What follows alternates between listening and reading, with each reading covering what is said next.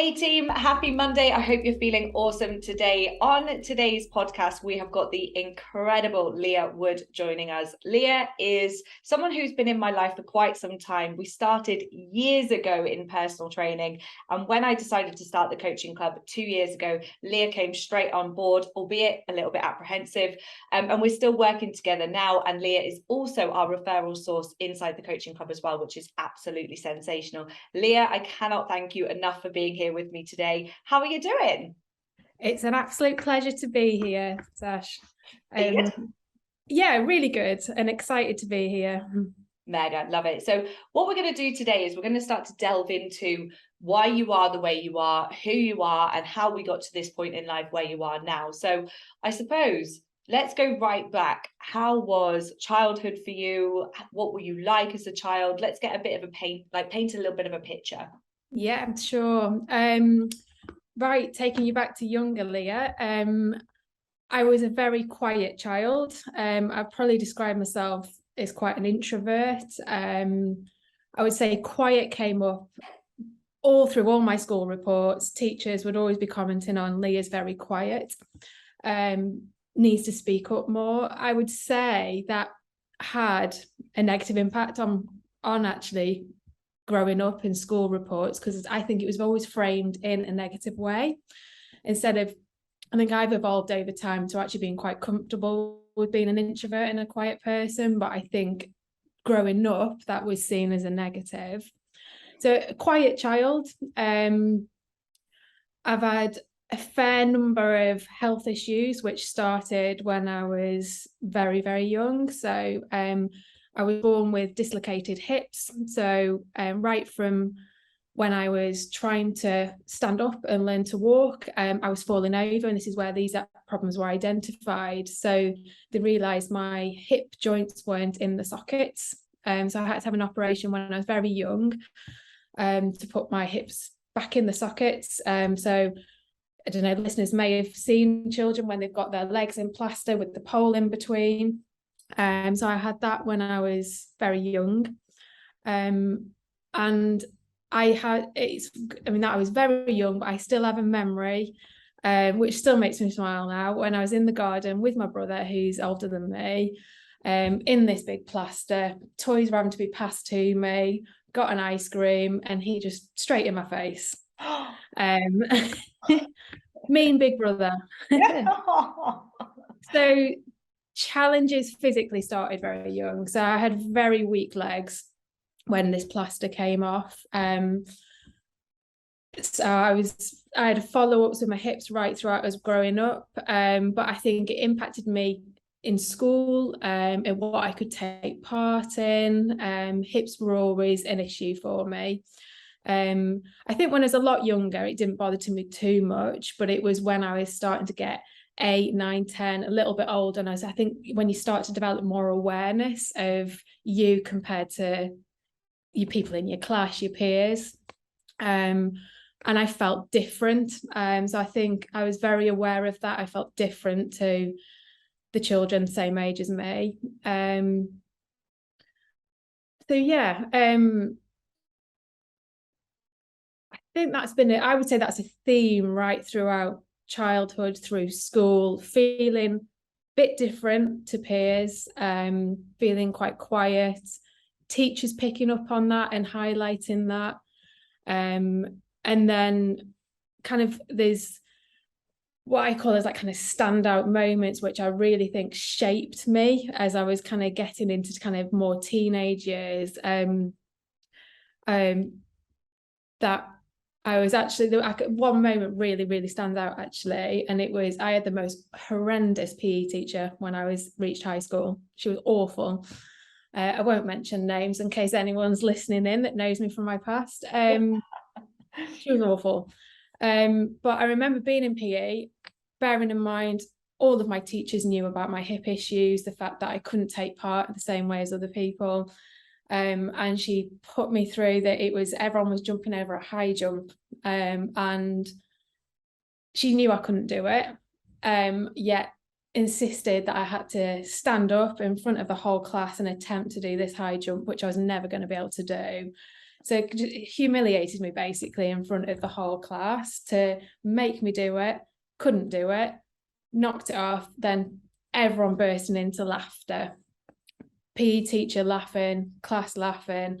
And I think that, it makes me quite emotional thinking about the younger version of me, because that, I think, really took me through my teen years, my 20s, feeling weak, not good enough, not feeling like it was anything I could change because it's something that I was born with.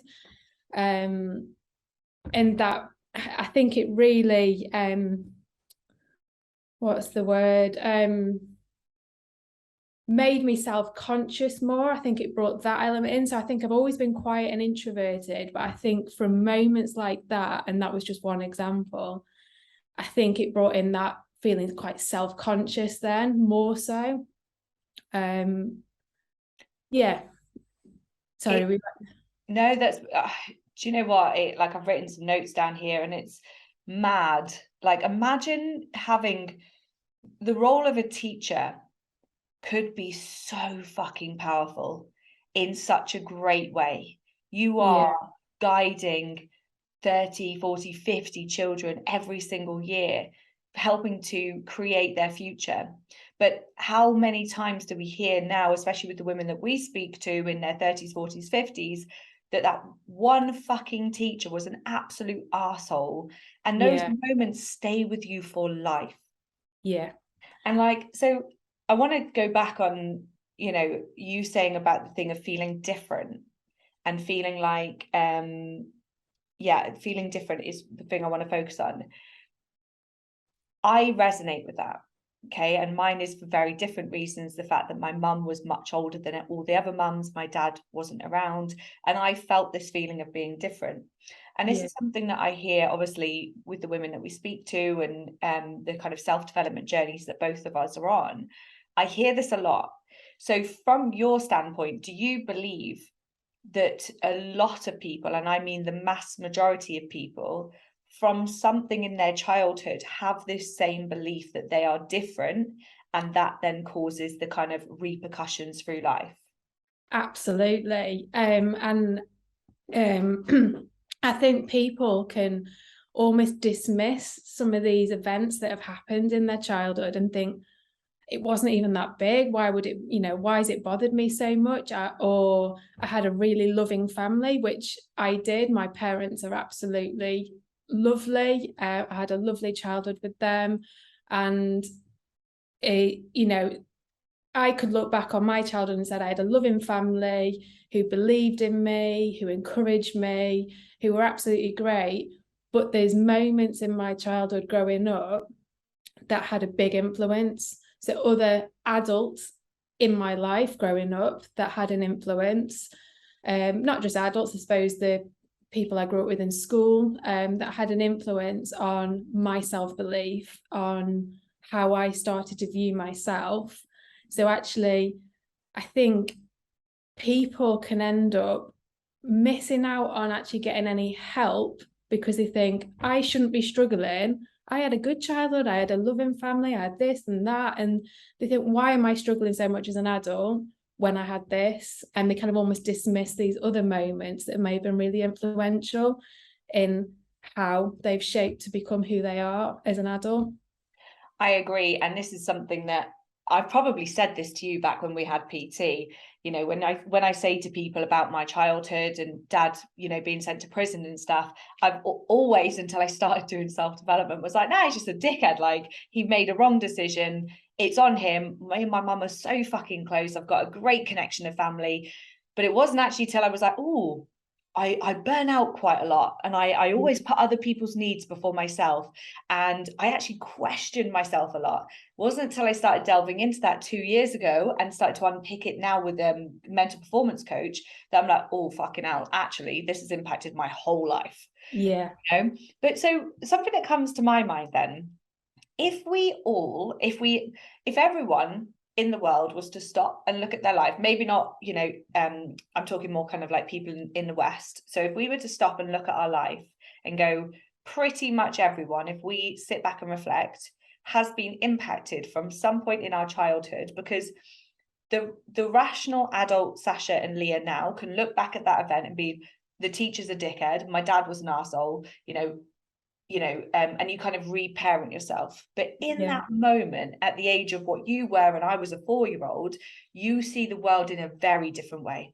Yeah. So it's how, and I think there's that view that almost that this is me, that I'm not influenced by all these things that have happened to me, these relationships, these events.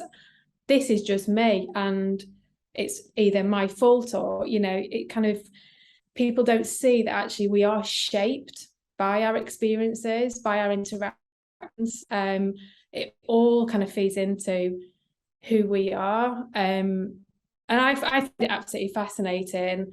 As you know, I'm a psychologist, and I've trained in mental health and understanding human behaviour since I went to uni in my early 20s. So I've been in this field for a really long time. And even me, it's taken me to now in my late 30s to really get a good sense of who I am, what's influenced me, what shaped me to be who I am today. And that's someone that's got 15 years plus experience in the psychology field. So I can really understand why generally people don't have the awareness to realize that what can impact on us as adults today. And my thought process, obviously, fixer Sasha instantly goes to, generally these things will happen, and correct me if I'm wrong, but before the age of 5, is it? Not necessarily. I mean, I think the events that happen before that can really impact. But I think it can be even later than that can really impact on who we are. Yeah, definitely. And so, but then it's right. So I'm like, okay, so if the majority of us go through life at some level because of some event or an accumulation of events, and we think we're not good enough, why don't we have an intervention at particular ages in the kind of child development of when you have a life coach or a psychologist or someone that goes into schools that helps people to realize these things from a younger age, so that then it doesn't impact throughout their life? Because people will, like, what is the percentage of the population of the UK of people who have some element of like therapy? It's probably less than 1%. Yeah, it's low. Yeah. And then imagine how much different life would be for these people who have these repetitive cycles, but yeah, I'm kind of but that's when my brain people get stuck, don't they, in patterns of being and of punishing themselves, of thinking I need to try harder, without that sense of why am I the way I am today. Now we're never going to remove challenges, and life is difficult. As humans, life is difficult. We're always going to have difficult days. We're always going to have things that are really painful to go through. We can't take those away. That is part of being a human being. However, what we can do is reach a point of understanding ourselves better, to develop that confidence and self-belief, and to feel really equipped to know how to manage those challenges and difficult days. And I think this is sometimes where people want a magic wand. I see it in my work all the time, that people want me to fix and make them happy. You get that, look, I just want to be happy all the time. That's not realistic. You're always going to get challenges and difficult days. But what you can work on is that confidence, self-belief, that the strategies to manage those difficult days so you can fly through them. And I feel I've reached a point in my life where I'm flying with that I've really got to a good place with my own mental health and understanding of who I am. And I was speaking to a lady who joined the coaching club yesterday, and she said those words, I just want to be happy. And do you know what I interpret? Like, I didn't obviously speak this to her, but I believe that I don't think happiness is the right word. No, I agree. I think it's like something along the lines of fulfillment, living life. It sounds really gay and cheesy, but like purpose, passion, You know, Yeah. when you are almost like being you, when you're authentic, when you are kind of meeting your needs in both like the simple terms, but also the kind of like broader terms of like speaking your truth, doing things that light you up, actually being fulfilled day to day, you can have some of the fucking hardest challenges thrown your way. Obviously, then you need to apply the stress coping mechanisms and the tools that you've got in your toolbox. But I think you don't get swayed so much. Yeah. You just deal. Yeah.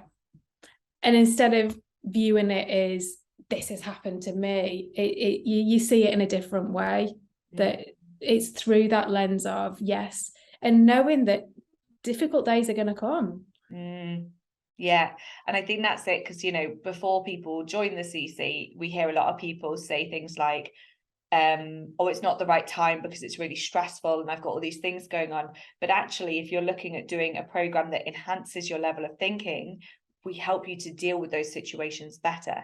And that's where CC is very different. So you had the kind of narrative, I suppose, that you learned from younger years of I'm weak, I'm not good enough. And the things that I want to change, or the things that kind of determine me to be weak and not good enough, are outside of my circle of control. Absolutely. How did that kind of go through then into your teenage years and your 20s? I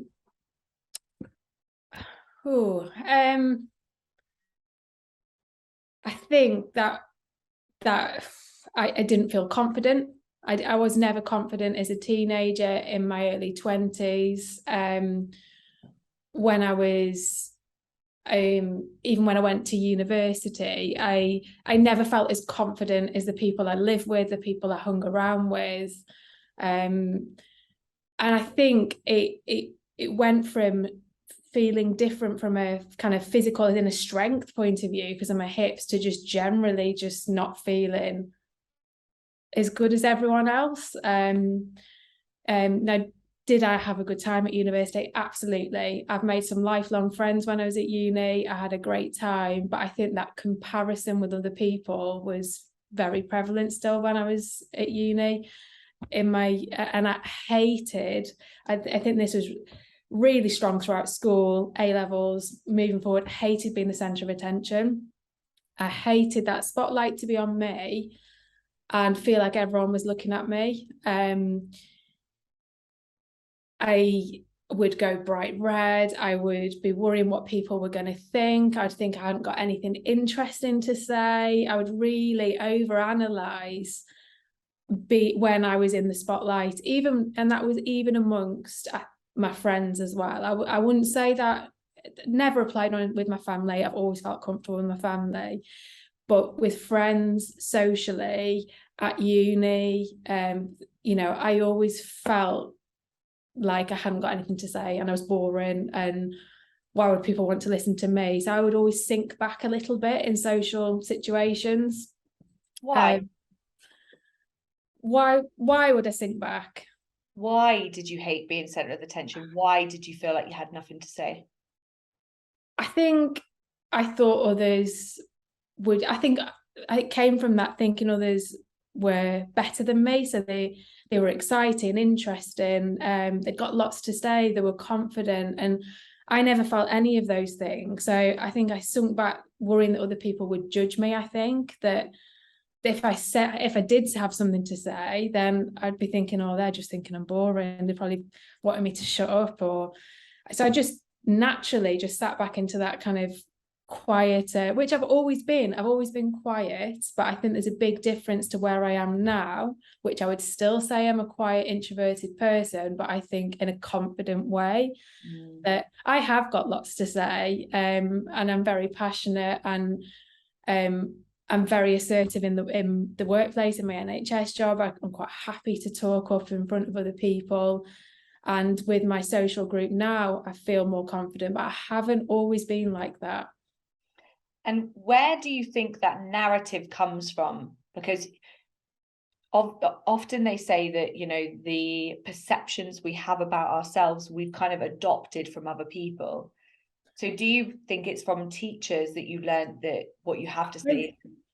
I think it's that for me, I think it was that an accumulation of through high school, of those situations where I was laughed at, where I did feel very judged by everyone.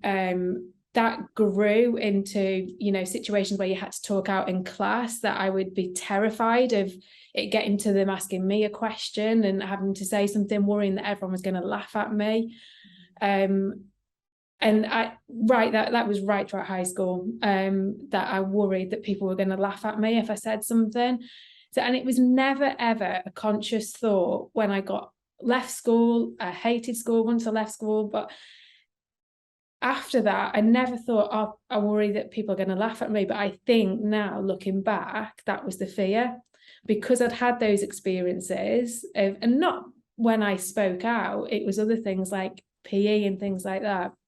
But I think there was that fear of a collective, a group, being in the spotlight, people were going to laugh and feel humiliated. I think that's where that came from.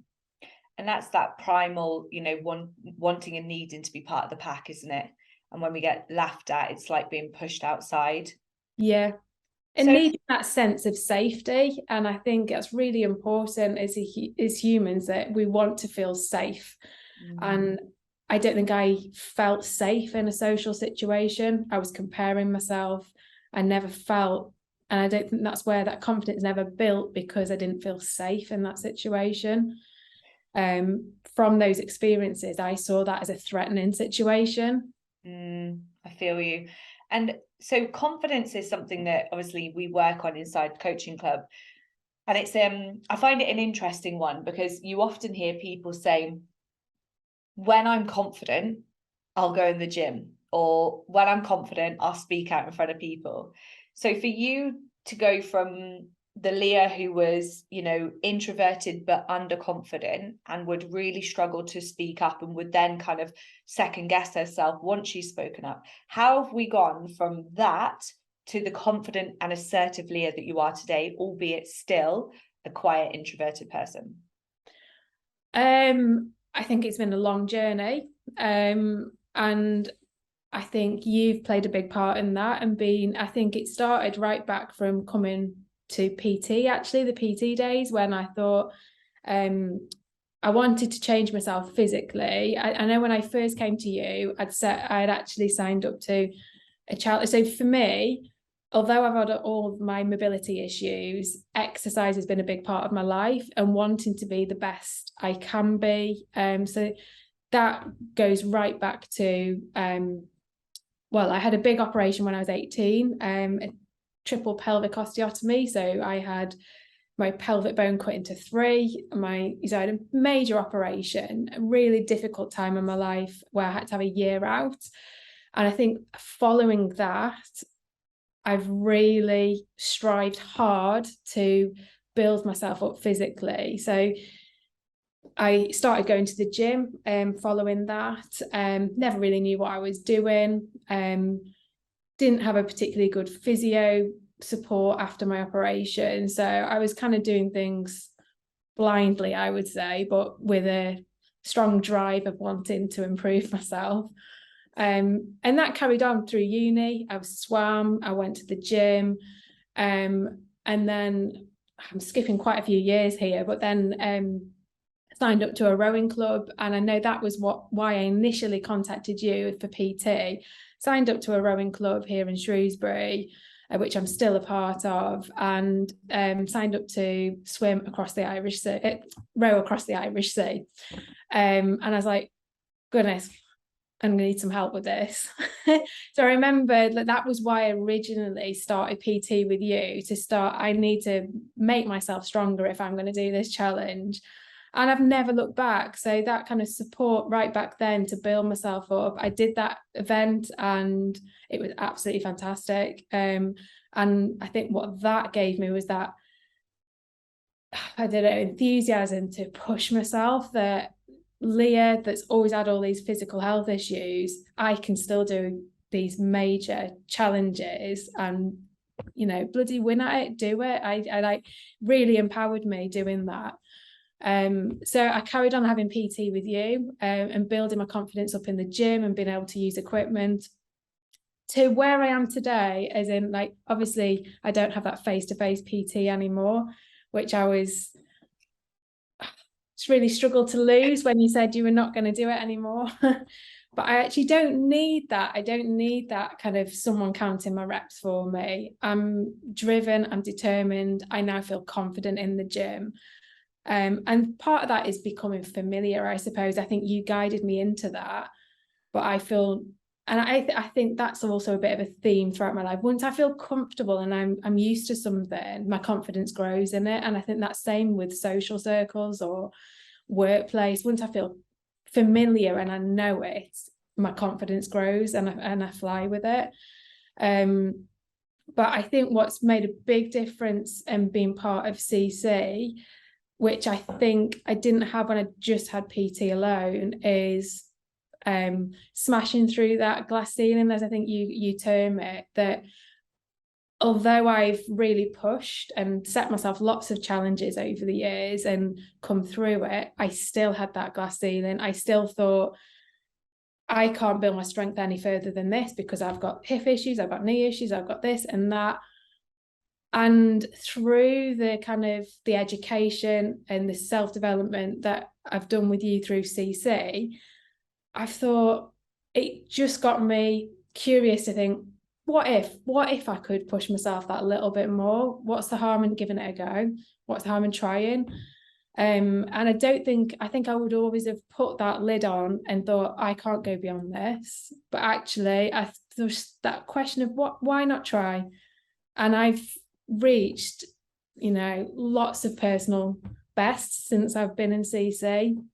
My strength has really grown. I don't know if I've answered your question there, Sash.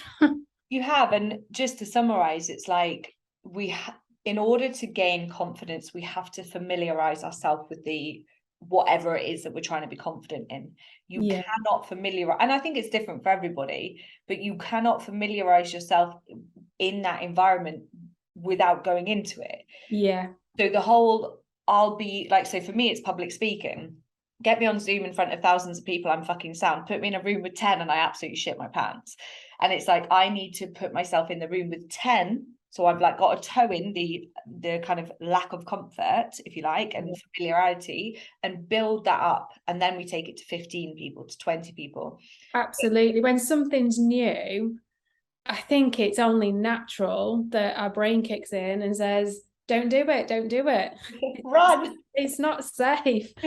But actually, I found over the years that actually the more you do something, it just becomes your norm. And I now feel more than confident in a gym environment. I'm quite happy to be in the weight section with all the lads.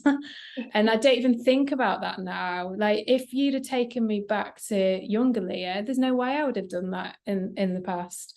I don't even think about it now. That is, I feel at home and comfortable, and actually that is my happy place now. I love it. I thrive from it, which I wouldn't have done in the past. Love it. And so because you obviously went from having the operation when you were 18, a year out, you've had the weak narrative ever since you were younger. You've had the kind of humiliation of like being laughed at for multiple different things. But then to go, and the line I picked up on was, I'm going to be the best I can be. When you recovered and after that year out, you had a fucking choice.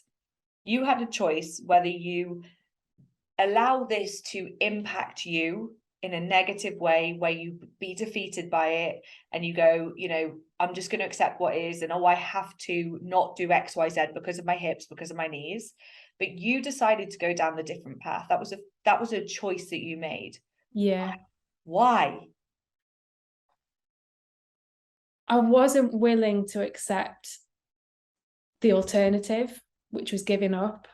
Now I've really clearly got in mind, there was a girl who had the same operation as me, was in hospital with me at the same time, and witnessing how she dealt, even just in those immediate days after the operation, we're in hospital together, and she wasn't engaging with what the physios were asking her to do. She wasn't engaging. She wanted things to be done for her. And I remember even back then, I was 18, I was thinking, I don't want to be like that. So I pushed, and I thought, actually, it was a turning point for me. I thought, I don't want that. And I think my resilience grew. Yes, I've been handed, this set of cards. This is me. This is what I've got to deal with. But why not push to be the best I can be with the body I've got? And I think at that point it was definite shift for me at the age of 18, and making that decision to do as much as I could for myself to be the best I could. Now my dad, I think I've definitely told you this before, but over the years he said, you're a warrior. He describes me as someone that's resilient, that's got strength, that's got determination and grit, because I've come through. And so, I mean, I can't even capture it in this podcast, so many health challenges that I've gone through over the years, but I keep coming back, I keep bouncing back, and I keep pushing on through. And in my lower moments, my dad says that, and my mum says it to me now as well. And actually, when they first started saying that, I didn't believe them, but now I do. Oh my God, which makes me emotional. Body goosebumps. And do you believe, like, I'm getting emotional too, but what is this? Do you believe that everyone has the capacity of choice in those moments? Yes. And why do some people not? I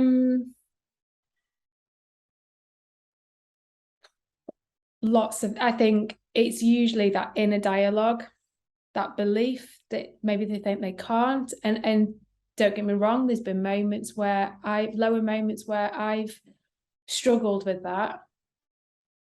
But I think this is where that self-development comes in, of building that we do have a choice. Every single one of us has a choice to be the best version of us.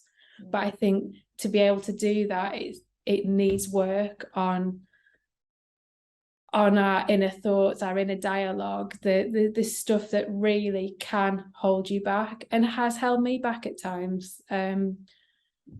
Loads of examples I could give where I've got stuck on comparing myself to other people, and in my career as well. And I think very much so that I've got stuck in moments where I've just thought, I'm not like them, I should be like them. I don't talk in the same way as they do, and using it almost to punish myself that I'm different to other people. So I think, does everyone have a choice? Yes, they do. I think sometimes it's hard to see we've got a choice, and that's where that self-development comes in. And I think as well, so I remember hearing James Smith on a podcast saying when he'd been in Australia with Darren, and they had to leave. They'd set up a really nice life, but they had to leave. And he literally almost said he hit rock bottom. He's never had someone die in his family. He's had a cushy upbringing. And there's part of me that believes that the more potentially challenging life we've had, the more we go. I trust whole fucking heartedly that even if I don't do this in the way that I want to do this, even if it doesn't work out the way I planned, for you, for example, when you were 18, you had no idea what you could do. You had no idea that this would be the future version of you. The athletic build that you have now, the way that you move your body was probably something that you maybe thought was impossible at that moment in time. 100% thought that was impossible. And I would say even as a few years ago, I didn't think that was possible. But I don't think I had a vision of what the best version of me was going to be, but I just knew at that moment I'm not going to give up. And it's just looking at I just find it absolutely fascinating. And touching on that point there of the future version of you, I actually do I have no idea who the Sasha is going to be in 1 year from now. No idea. She blows my mind every single fucking year. And that's where like it gets so exciting, because we are committed to a journey of going, right, we're not obsessively progressing ourselves because we're not, it's coming from a place, like it's not coming from a place of lack of, oh, well, I'm not good enough anymore. It's actually coming from the place of abundance where you're like, what if? Yeah. That was the shift for me. And I think that came whilst I've been part of CC. The what if? What if and I've pushed myself on so much further than I thought I was capable of. I absolutely like honor and love your, like you were use the word resilience, but not even just as Leah now, but even if you reflect back to that younger Leah, you know, that one who went through such a hard operation, and the operations you've been through since, the kind of the battles that you've been through with being, you know, laughed at and all those different things. Like your dad says, you are a warrior, and every single time you get back up. And I think that's infectious to be around. And I do want to ask you more questions, but we will hold it there and definitely get you back in for a second one, because I've written down a question here. In fact, we'll finish on this. Sorry. Why did you want to go into psychology?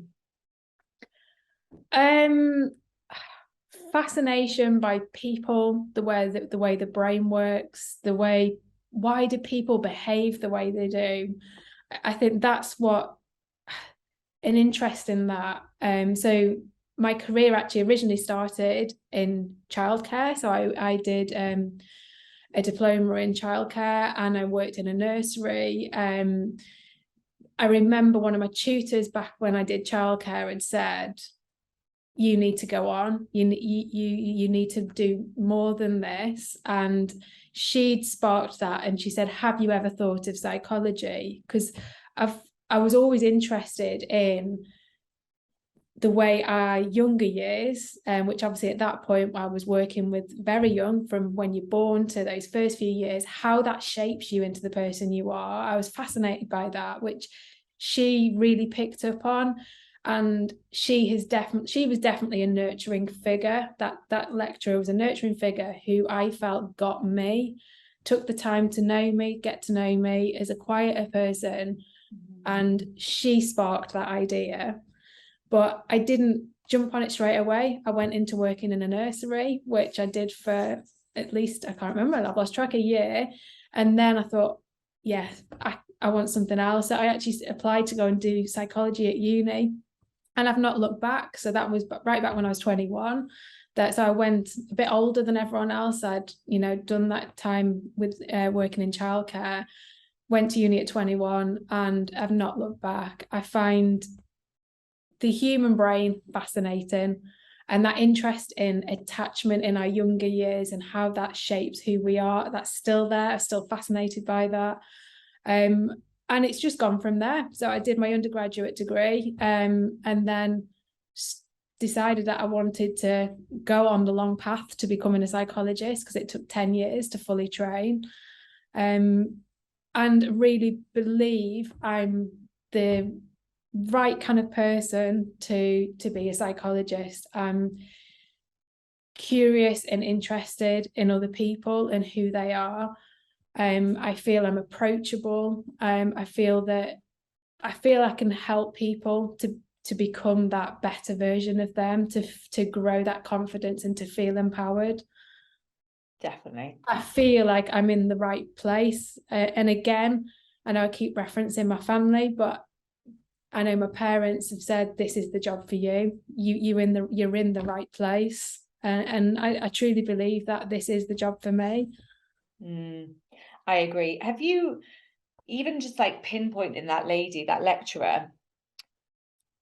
And that's the power that every single individual on this planet has. That like taking time to get to know someone for who they are, understanding them. And then just like that suggestion could have been completely wrong for you, but even, you know, just be like, oh, like I've noticed this. Have you ever sent her a thank you? Yes. So even when I think I contacted her when I finished my psychology degree, actually, and touched base with her at that point. I haven't contacted her for a long time, but I did at that point send her a thank you card, just finished my degree. And she wrote back to me, and yeah. So thinking about those we have positive influences in our life and we also have negative. So it's going back to that horrible PE teacher, she will always remain imprinted in my brain, and how what a difficult experience that was, but so did my lovely lecturer at college as well. She is very much a positive, nurturing influence as well. And there could be an element of gratitude towards the PE teacher in some way, because as much of a negative impact that had on you, I do believe that the negative situations in our life can create some serious amount of character. Yeah. I mean, I've always said, and I've said this repeatedly over the years, I wouldn't actually change, and it sounds odd saying it given the challenges I've been through, I wouldn't change the mobility issues I've been through, because actually that shaped me to be who I am today. That going through that and still going through it now, it has shaped me to be grateful for the life that I have got, that I have got a lot to be grateful for, and I've got a lot to live for, even though I've got these challenges that I live with every day. And I do think that a lot of people would say the same, you know, with all the adversity that we faced and all the challenges and stuff. Because generally what you find, like, imagine if you were like, actually, no, you need to I would get rid of them all. But at the same time, you lost the resilience, the character, and the lessons from them. Yeah. I wouldn't change a single thing in my life because of who I've become as a result of that. Yeah. So Leah, honestly, thank you so much. We will definitely do a second episode, probably a third and a fourth and a fifth, because Yeah. a lot to talk about.